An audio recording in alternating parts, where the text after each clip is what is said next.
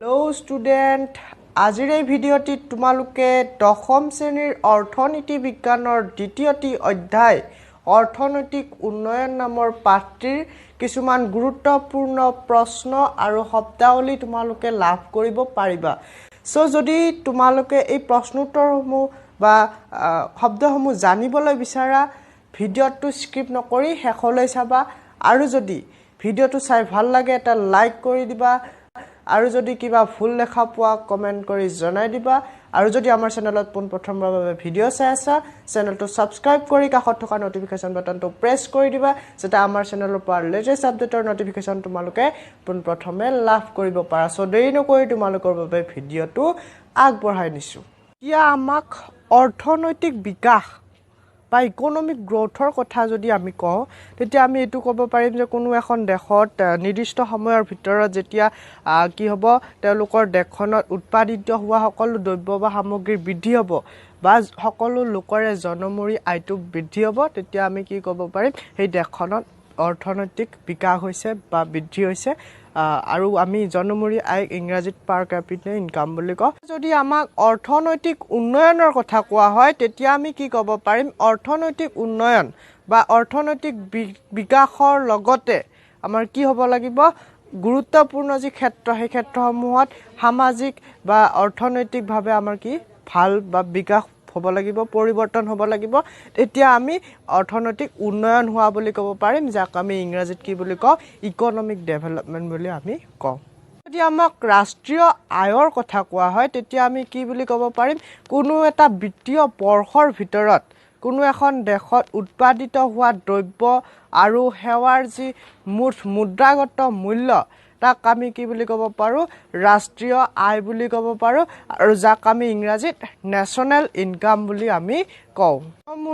জনমূৰি আয় আমি কেনেকৈ উলিয়াব পাৰোঁ, যেতিয়া কোনো এখন দেশৰ ৰাষ্ট্ৰীয় আয়ক আমি এই মুঠ জনসংখ্যাৰ, সেই দেশখনৰ মুঠ জনসংখ্যাৰে আমি যেতিয়া হৰণ কৰিম, তেতিয়া আমি এই জনমূৰি আয়টো আমি উলিয়াব পাৰোঁ, যাক ইংৰাজীত আমি পাৰ কেপিটা ইনকাম বুলি আমি ক'ব পাৰোঁ। প্ৰত্যাশিত আয়ুস বা লাইফ এক্সপেক্টেঞ্চি মানে হৈছে কোনো এজন শিশু জন্মৰ সময়ত কিমান বছৰলৈ জীয়াই থাকিব তাৰ আশা কৰা হয়, আৰু সেই আশাৰ গড় সময়সীমাকে আমি কি বুলি ক'ব পাৰোঁ, প্ৰত্যাশিত আয়ুস।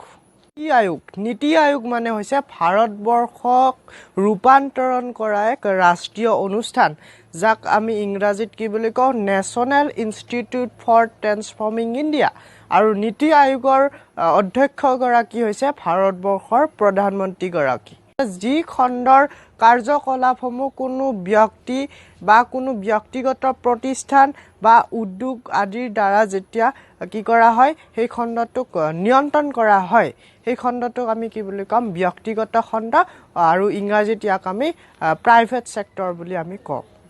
সেৱা খণ্ড বা ছাৰ্ভিচ ছেক্টৰ মানে হৈছে বেংক ব্যৱস্থা, বীমা বা কি হয়, পৰিবহণ, ব্যৱসায় আদিৰ দৰে সেৱা প্ৰদান কৰা খণ্ড।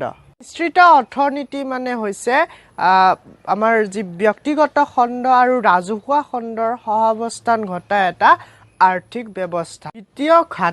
বিত্তীয় ঘাটি মানে হৈছে যেতিয়া চৰকাৰী ব্যয়ে চৰকাৰী আয়ৰ কি কৰিব, সীমা অতিক্ৰম কৰিব, তেতিয়া কি হয়, বিত্তীয় ঘাটিৰ সৃষ্টি হয়। উদাৰীকৰণ মানে হৈছে কোনো এখন দেশৰ যি অৰ্থনৈতিক ব্যৱস্থাৰ ওপৰত ৰাষ্ট্ৰৰ যি নিয়ন্ত্ৰণ বা সীমাবদ্ধতা, সেই সীমাবদ্ধতাক কিছু শিথিলকৰণ কৰাকে আমি উদাৰীকৰণ বুলি কওঁ, আৰু যাক ইংৰাজীত লিবাৰেলাইজেশ্যন বুলি কোৱা হয়। ব্যক্তিগতকৰণ মানে হৈছে চৰকাৰী বা ৰাজহুৱা খণ্ডৰ অধীনত থকা যি সেৱা বা প্ৰতিষ্ঠানসমূহ, সেই প্ৰতিষ্ঠানসমূহক যেতিয়া আমি কি কৰিম, ব্যক্তিগত খণ্ডক প্ৰদান কৰিম, সেই প্ৰদান কৰা যি পদক্ষেপ, এই পদক্ষেপকে আমি ব্যক্তিগতকৰণ বুলি কওঁ, যাক আমি ইংৰাজীত প্ৰাইভেটাইজেশ্যন বুলি কওঁ।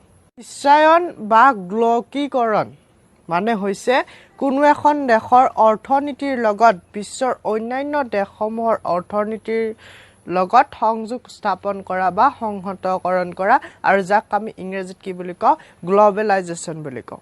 অৰ্থনৈতিক জৰীপ মানে হৈছে কোনো এখন দেশৰ অৰ্থনৈতিক ব্যৱস্থাক কি কৰা, সৰ্বেক্ষণ কৰা বা নিৰীক্ষণ কৰা, যাক আমি ইংৰাজীত ইকনমিক সাৰ্ভে বুলি আমি কওঁ। এই বাণিজ্যহীনতা মানে হৈছে বিশ্বৰ অন্যান্য দেশৰ পৰা অৰ্থনৈতিক ক্ষেত্ৰত আঁতৰি থকা নীতি।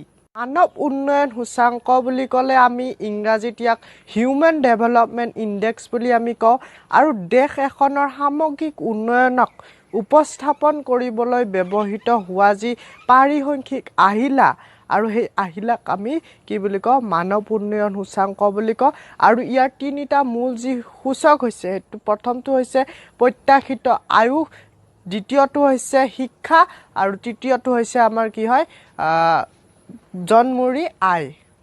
বিপ্লৱ বা গ্ৰীণ ৰিভলিউশ্যন মানে হৈছে আধুনিক প্ৰযুক্তিবিদ্যাক প্ৰয়োগ কৰি কোনো এখন দেশৰ কৃষি খণ্ডত উৎপাদনৰ বৃদ্ধি কৰাক আমি কি বুলি ক'ব পাৰোঁ, বৃদ্ধি বা বিকাশ কৰাক আমি সেউজ বিপ্লৱ বুলি আমি ক'ব পাৰোঁ। ৰাজহুৱা খণ্ড বুলি ক'লে আমি এইটো বুজিম যে চৰকাৰ নিয়ন্ত্ৰিত খণ্ড, অৰ্থাৎ ৰাজহুৱা খণ্ডৰ সকলো কাৰ্যকলাপ কোনে নিয়ন্ত্ৰণ কৰে, চৰকাৰে নিয়ন্ত্ৰণ কৰে, আৰু সেইবাবে ইয়াক ৰাজহুৱা খণ্ড বা ইংৰাজীত ইয়াক পাব্লিক ছেক্টৰ বুলি কোৱা হয়।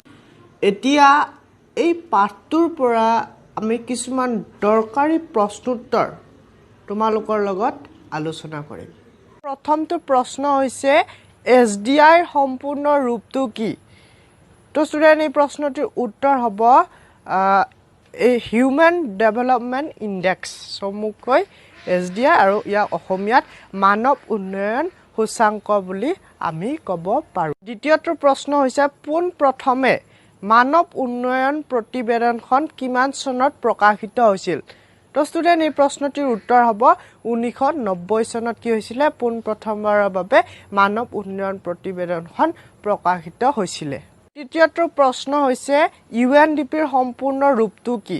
তো UNDPৰ সম্পূৰ্ণ ৰূপটো হৈছে ইউনাইটেড নেশ্যন ডেভেলপমেণ্ট প্ৰগ্ৰেম, অৰ্থাৎ ৰাষ্ট্ৰসংঘৰ উন্নয়ন কাৰ্যসূচী। তেওঁলোকৰ চতুৰ্থটো প্ৰশ্ন হৈছে নীতি আয়োগক পূৰ্বতে কি বুলি জনা হৈছিল?